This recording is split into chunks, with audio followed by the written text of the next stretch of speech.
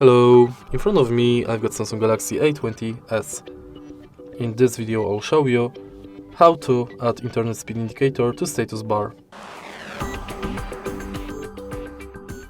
In the beginning we can check if this function is available from settings, so let's go to settings and go to notifications. Enter advanced settings, and unfortunately this function is not available from the settings. So now let's go to Play Store, enter Internet Speed Meter,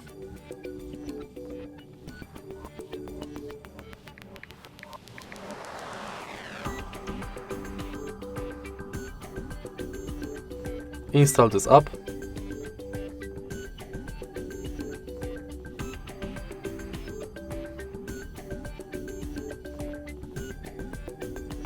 and now open it. As you can see, when you close the app, the Internet Speed Meter is available in the status bar. If you find this video helpful, please leave like, comment and subscribe.